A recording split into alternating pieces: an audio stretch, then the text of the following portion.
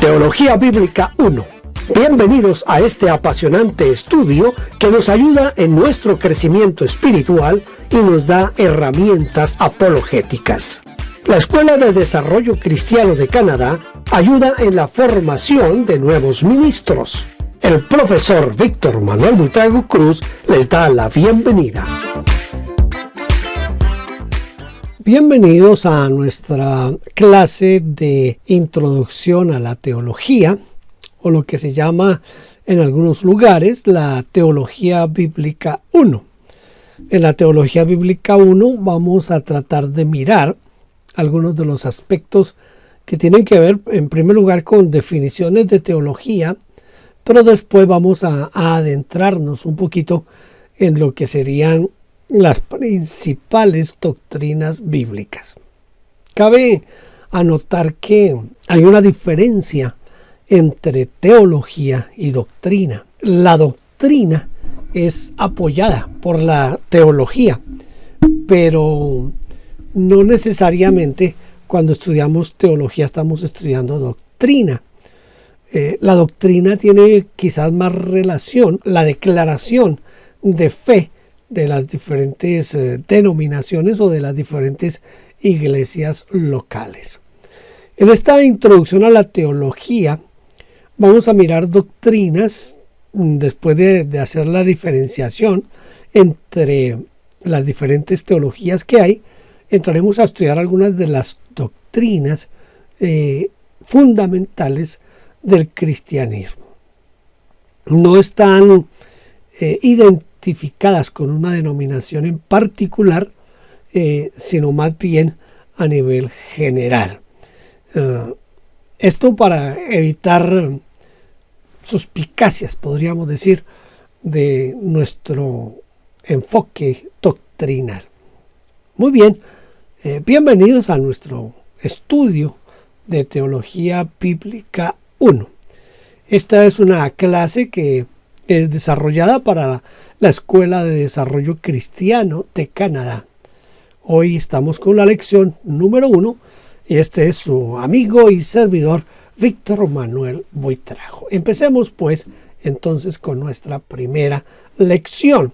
Entonces les dije que íbamos a empezar definiendo lo que sería teología.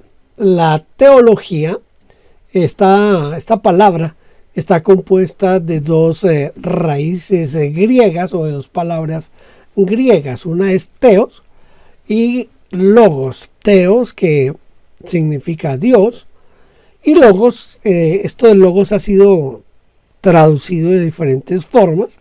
Las más comunes es que logos significa tratado o estudio o un discurso o una expresión, una palabra o verbo. Por eso algunos en Juan 1.1 traducen el logos como el verbo. Entonces, cuando unimos teos y logos, aparece la palabra teología. Podríamos decir entonces que la teología viene a ser como algo así como el estudio de Dios. Yo siempre he estado en contra de esa definición, de esa expresión, porque yo creo que a Dios no lo podemos estudiar. Podemos conocer algunos aspectos de la revelación de Dios al hombre a través de la Biblia, y a eso es a lo que se le ha dado la clasificación de teología. Vamos a mirar porque no todas las teologías son iguales.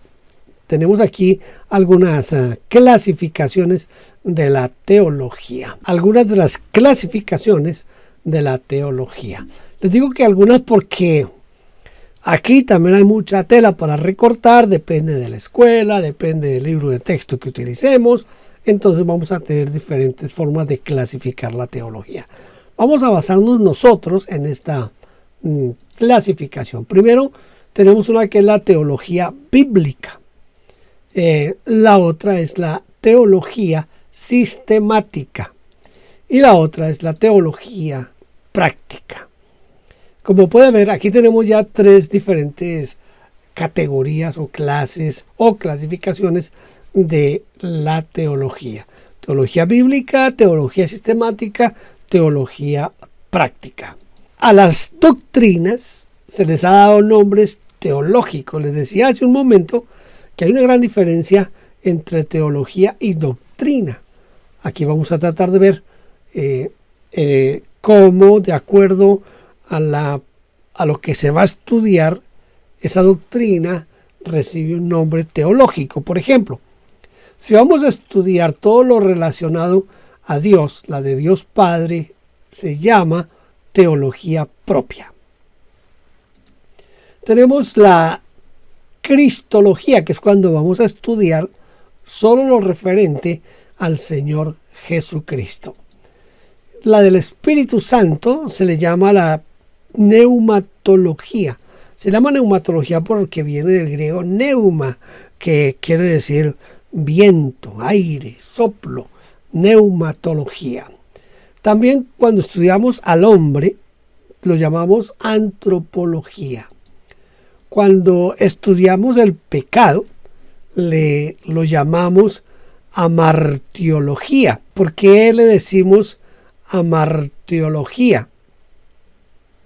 Se le llama amartiología por aquello del pecado. El pecado. Entonces por eso le decimos amartiología. Cuando estudiamos lo que toca con la salvación, entonces lo llamamos soteriología. Cuando estudiamos a la iglesia, lo llamamos entonces eclesiología. La eclesiología, pues que viene de la palabra eclesía, ¿no? Eclesía, que quiere decir asamblea. Y cuando estudiamos la parte que toca solamente con la Biblia, lo llamamos bibliología. Tenemos otra definición o división de los nombres que le damos a la angeleología. Aquí en la angeología siempre se estudian tanto los ángeles servidores de Dios en el cielo, que están en el cielo, pero también se estudia los demonios, la demonología. Yo leí en alguna parte que satanología, pero no me gusta mucho ese nombre, me parece que queda mejor demonología. Bueno, en fin, se estudia el diablo en la angeleología. Cuando estudiamos todo lo que tiene que ver con Dios, solo con Dios, es lo que nosotros llamamos teología propia. Pero, aunque aquí me faltó escribir una de las doctrinas, y que inclusive en los últimos días está causando un poquito como de revuelo este aspecto, es la escatología. La escatología viene de un término griego que es escatos, que es lo último, lo que está al final. Entonces, no son los eventos futuros, como algunos piensan. Escatología no son los eventos futuros, no, sino escatología es el estudio de los eventos que van a suceder al final de los tiempos. Por eso el término escatología se traduce como lo último, lo final. Entonces esa es la escatología, que se me olvidó ponerla aquí en mis notas para que usted viera estas diferentes clasificaciones.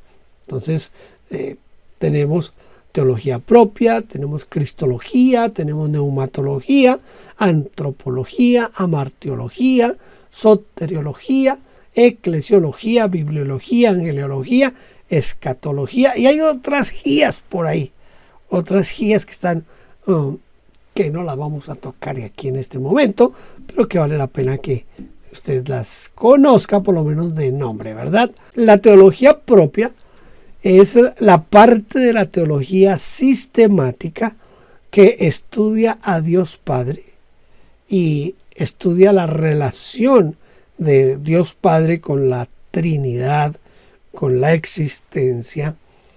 Y desde luego hay que mirar también algo acerca de los atributos de Dios. Entonces todo eso es parte de lo que se llamaría la teología, en la teología sistemática, lo que se llamaría la teología propia. La teología propia. Vamos entonces a iniciar ya en forma, después de estas definiciones, vamos a empezar ya en forma este aspecto de la teología propia. Dijimos que la teología propia es la que se encarga de estudiar a Dios en el sentido de su existencia, el sentido de su relación Dios con el hombre, también su relación Dios con la Trinidad. Todo esto es parte de lo que se llama la teología propia. Entonces vamos a iniciar con algunos aspectos que son importantísimos para el crecimiento de nuestra fe, pero también son importantísimos para lo relacionado a la apologética. ¿Qué es la apologética? La apologética es la defensa de la fe, es aprender a defender la fe. Entonces la apologética está basada en la teología, en la doctrina y también en la Biblia y también en la historia de la iglesia. Bueno, la apologética abarca muchos aspectos para poder hacer apologética. Por ejemplo, para hacer apologética se necesita un poco de bibliología, se necesita un poco de exégesis, un poco de hermenéutica, un poco de historia de la interpretación, un poco de historia de la iglesia, el conocimiento de las doctrinas, cómo se fueron formando las doctrinas, una cantidad de asuntos, de aspectos importantes para poder hacer apologética. Recuerde, apologética es la defensa de la fe. Entonces vamos a comenzar con Dios y lo primero que vamos a mirar es la existencia demostrada de Dios. ¿Cómo se demuestra la existencia de Dios? Ahora, quizás valga la pena recalcar aquí en este momento que la Biblia no busca, no pretende probar la existencia de Dios. No procura probar la existencia de Dios. La Biblia no fue escrita para demostrar la existencia de Dios. La Biblia da por sentado que Dios existe. El solo primer versículo de Génesis 1:1 nos dice: en el principio creó Dios los cielos y la tierra. Note que en ningún momento de la Escritura se trata de probar la existencia de Dios. Se da por sentada. Pero nosotros sí necesitamos tener herramientas que nos ayuden al crecimiento de nuestra fe y también a tener cómo argumentar con aquellos que ponen en duda la existencia de Dios. Entonces la existencia de Dios es demostrada y el primer argumento que podemos utilizar es el argumento etnológico. Es un argumento religioso o también puede ser un argumento histórico. En todos los pueblos, escuche, esto es muy importante, en todos los pueblos se encuentra un sentimiento hacia lo divino. Esto se demuestra por medio de la religión o la religiosidad externa, lo que llamaríamos hoy por la liturgia de cada pueblo. No importa de dónde sea el pueblo. Puede ser de la China, puede ser del norte de Rusia, puede ser de lo más recóndito del África, puede ser de la selva amazónica o de las grandes ciudades, no importa de dónde sea el pueblo. Todo pueblo muestra una inquietud hacia un ser superior. Eso es lo que se llama el argumento etnológico. Etnos es pueblo, nación. Entonces, cuando hablamos del argumento etnológico, es que cada pueblo, cada nación, tiene una forma de adorar a Dios. En segundo lugar, tenemos el argumento cosmológico. Se refiere a lo que se denomina causa y efecto. O sea que, ¿quién es el autor de un universo tan complejo? ¿Quién es el legislador de las leyes de la naturaleza? Yo les recomiendo, ya que estamos en este tiempo de los avances tecnológicos, Le recomiendo, si usted tiene el acceso a Internet, que busque una página que es la página de la NASA en los Estados Unidos. En esa página usted va a encontrar lo que es el descubrimiento del universo. Recientemente comenzaron a recibir imágenes de un telescopio que fue puesto en el espacio, y las imágenes que está enviando ese telescopio son asombrosas. Esas imágenes nos ayudan a nosotros a mostrar la grandeza del universo. Así que el solo hecho de que el universo exista y que exista en ese orden en el que está, y que tenga ese orden y esa cronología entre galaxias, entre sistemas de planetarios, todo eso nos muestra a nosotros que hay alguien quien fue el autor de este universo. Eso no fue ahí producto de una explosión o de la casualidad, sino que esto viene de alguien superior. El argumento ontológico es que el hombre tiene la idea acerca de un ser infinito y perfecto. Tal idea tuvo que provenir de un ser perfecto. Tal vez algún día podamos dedicarnos a estudiar un poquito de filosofía para estudiar más a fondo la parte ontológica. Por ahora solamente veamos este aspecto así. Tenemos el argumento teleológico, significa designio, propósito. ¿De dónde viene la fuerza que mantiene unidos a los átomos, por ejemplo? Si leemos en Colosenses 1:16 o Romanos 1:20, podemos encontrar parte de esa respuesta. Mire, el hombre se pregunta, ¿para qué vivimos? ¿Hacia dónde vamos? Mire, estas son preguntas que no tienen sentido si Dios no existiera. No solo es nacer, crecer, reproducirse y morir. No, el hombre tiene mucho más que eso. Todos tenemos la inquietud: ¿qué pasa con nosotros una vez nos muramos? ¿Qué va a pasar con nosotros? Esa es una pregunta muy válida y ha habido cantidad de respuestas dependiendo de la parte religiosa que tenga la persona o de la cultura que haya alcanzado. El argumento antropológico o moral. La conciencia del individuo le demuestra al individuo que hay un ser superior. Es el espíritu del hombre el que le hace nacer ese respeto hacia un ser superior. Yo escuché alguna vez que, hasta donde sea cierto, no puedo meter mis manos en el fuego para asegurar que sí, pero escúcheme, yo escuché que un psicólogo quería demostrar que Dios no existe.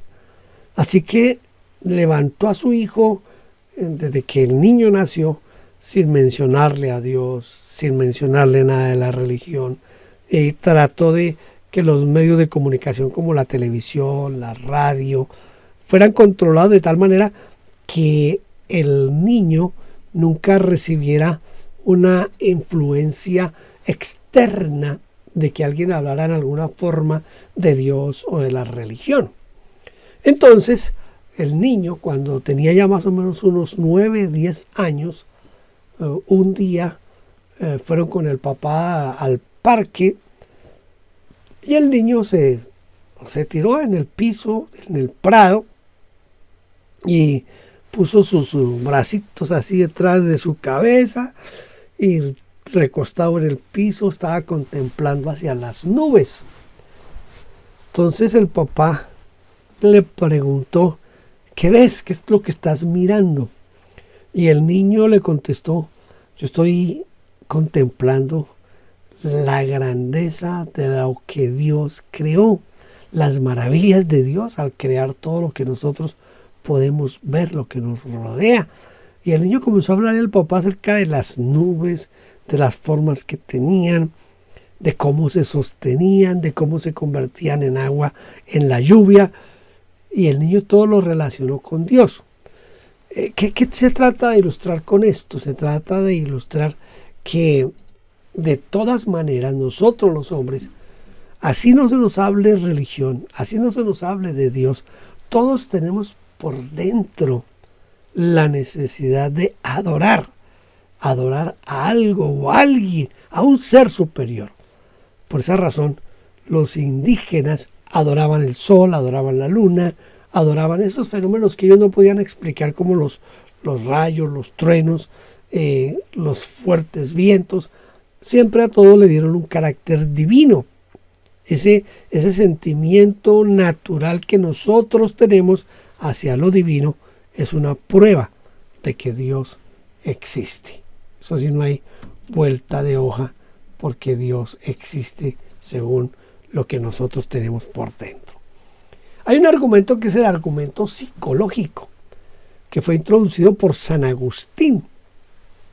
El alma humana no encuentra descanso hasta que llegue a encontrar a Dios. Y eso es verdad. Todo hombre está en la búsqueda de su paz interior. Esa paz interior no la va a encontrar hasta que no se encuentre con Cristo Jesús y entregue su vida a Dios.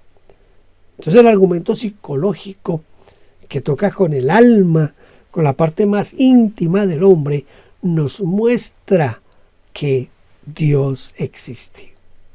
Dios existe. La existencia de Dios negada. Mire, el ateísmo consiste en la negación absoluta de la existencia de Dios. Es un poquito chistoso, ¿verdad? ¿Por qué razón? Porque uno no puede negar que existe algo que no existe. Nosotros en Colombia tenemos una palabra para tratar de definir, mostrar esto. Entonces es cuando alguien está así como distraído, decimos que está cazando pispirispis. ¿Qué son los pispirispis? Nadie ha visto nunca un pispirispi. Entonces, alguien podría hacer un tratado negando la existencia de los pispirispis. Pero ¿para qué negar algo que no existe? O sea, si no existe, no gastemos plata, no gastemos dinero, no gastemos papel en comprobar que no existe, porque si no existe, no existe, punto, ¿verdad?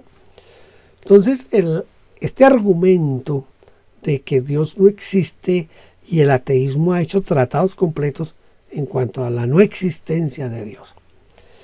Hace muchos años, por los años 80, yo escuché una entrevista que un periodista colombiano le hizo a un pintor que se llamaba Salvador Dalí.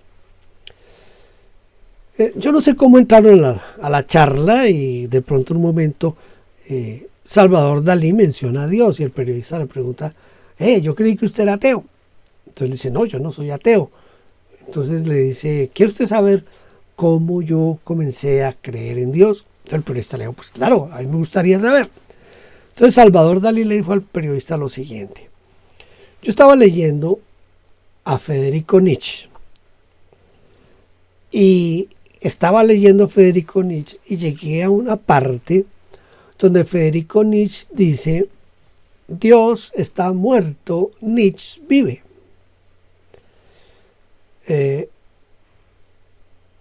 Salvador Dalí le dice al periodista, yo me detuve en esa frase y me puse a pensar, a cavilar lo siguiente. ¿Quién se muere? Alguien quien está vivo.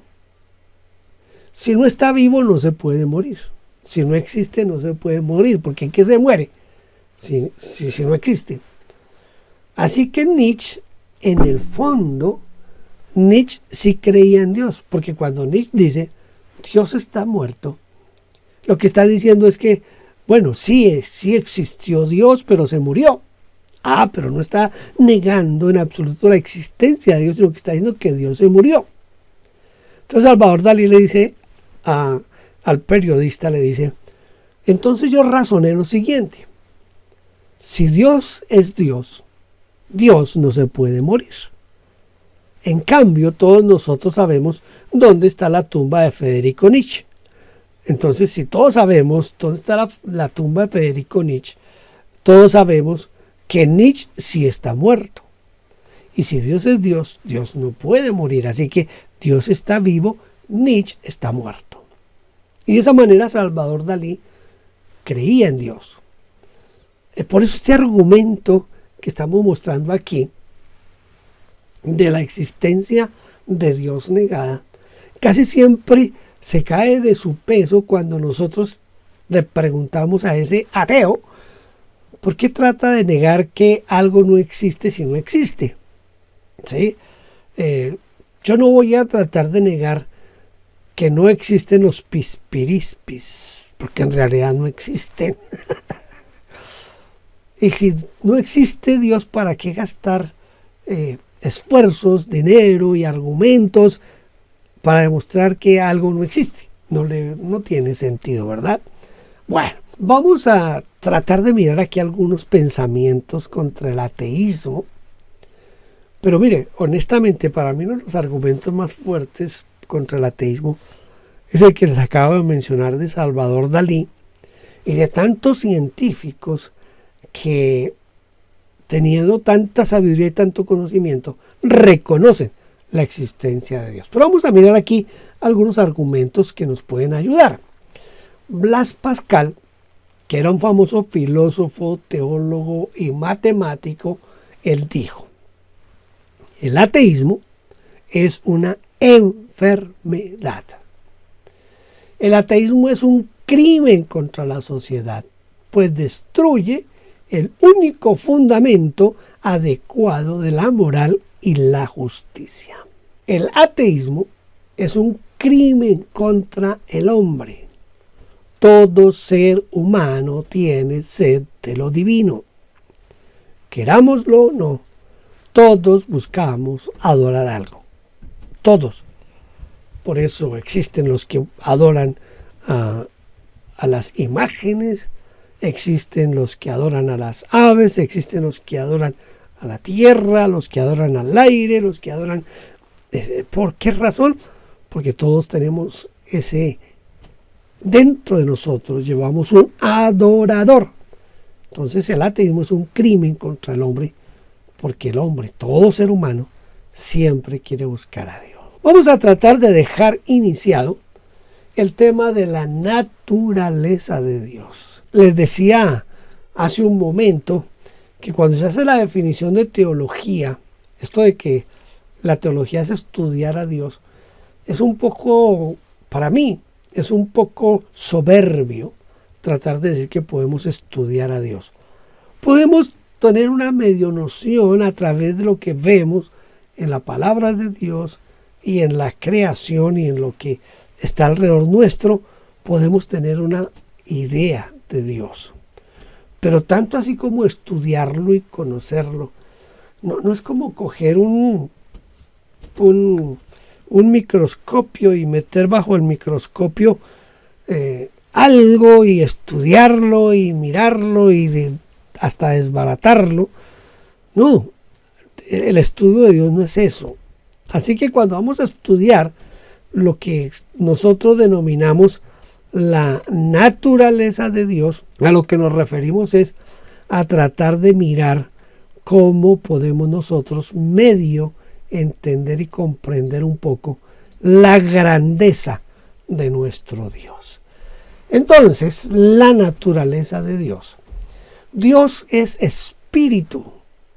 En el Evangelio de Juan, capítulo 4, versículos 23 y 24, cuando el Señor Jesucristo está hablando con la mujer samaritana, el Señor le dice a la samaritana, Dios es espíritu. Y Dios está buscando adoradores que le adoren en espíritu y en verdad, porque Dios, tales adoradores, buscan que le adoren. ¿Por qué? Porque Dios es espíritu. Cuando se habla de que Dios es espíritu, normalmente nosotros tenemos la tendencia a relacionarlo en nuestra mente con lo que hemos visto a través de la vida, por medio de los dibujos, de los relatos, de las películas, de los videos. Como que tratamos de imaginarnos un espíritu en ese sentido, pero lo que está diciendo aquí, cuando se habla de que Dios es espíritu, lo que tratamos de decir o se trata de enseñar es que Dios no tiene una forma parecida a la de un hombre, que Dios no tiene una forma parecida a la de un animal, a la de ninguna criatura. Dios es espíritu en el sentido, si nos atenemos a lo que dice la palabra espíritu, espíritu viene de neuma, neuma es viento, es aire, es soplo, no hay ninguna forma, dentro de Dios no hay ninguna forma. Más adelante vamos a mirar un poco sobre los antropomorfismos, y es donde vamos a entender ciertas cosas de cómo Dios se nos revela a nosotros por medio de los antropomorfismos. Por ahora, pensemos en solamente esto, en que Dios es espíritu, y por ser espíritu no tiene ningún tipo de forma. Dios no puede ser representado por nada, pues no existe nada que se le parezca. Además la Biblia dice que a Dios nadie le ha visto jamás. Entonces no hay una forma de representarlo. El hombre, en su afán y en su deseo de querer como darse una mediana imagen de Dios, ha inventado muchas formas de tratar de representarlo. Pero siempre tenemos que entender que son solamente representaciones. A Dios no se le puede definir. Es invisible, Él es incorpóreo y Él está en todas partes, en todas partes. Dios está en todas partes. Mire, para algunos cristianos les es un poco complicado y difícil entender que Dios está en todas partes. Imagínense cualquier lugar de la tierra o del universo y ahí está Dios. El salmista nos trata de llevar un poquito a que entendamos esto cuando en el Salmo dice, bueno, si yo me voy arriba a los cielos, allá estás tú. Si me voy a un planeta, allá estás tú. Si me voy a lo profundo del abismo, del mar, allí estás tú. Si me subo al monte más alto, allí estás tú. Si me voy a la profundidad, allí estás tú. ¿Qué es lo que está diciendo el salmista? Está diciendo, no hay lugar donde Dios no esté. Pero, escuche, no caigamos en lo que se llama panteísmo. Usted tal vez ha escuchado, inclusive hay cantantes supuestamente cristianos que son panteístas. Decir que vimos a Dios en un pájaro, que vimos a Dios en el niño de la calle, decir que vimos a Dios en el enfermo del hospital, o que lo vimos en el sol que se asoma allá por las colinas. Todo eso es panteísmo. El panteísmo es ver que todo es Dios. Cuando decimos que Dios está en todas partes, no estamos hablando de panteísmo. No estamos diciendo que todo es Dios. No. Hay diferencia. No todo es Dios, pero Dios está en todas partes. Es un poco difícil para muchos entender este concepto. Yo espero que por lo menos a usted le quede la inquietud hoy de mirar qué significaría que Dios esté en todas partes, a que Dios, escuche, sea todo lo que usted ve. Es lo que me gustaría que ojalá usted pudiera estudiar dentro de un ratico. Vamos a dejar por ahora hasta ahí, y les dije que íbamos a mirar un poco sobre los antropomorfismos. Voy a explicarles en la próxima clase qué son los antropomorfismos, y eso nos va a ayudar a mirar un poco más acerca de la relación de Dios con nosotros. Gracias por estar en esta clase, en esta lección. Si usted es de las personas que necesita y quiere una certificación, entonces usted va a tener que hacer algunas tareas. Vamos a dejarlas ahí en el pie del video, las tareas que usted tiene que hacer. Por favor, realícelas y me las envía. Mi correo electrónico es victorbuitrago@gmail.com. Ahí en el pie del video voy a dejarle bien claro mi correo electrónico para que usted, por favor, me las envíe. Muchas gracias, Dios le bendiga, lo espero para la próxima lección.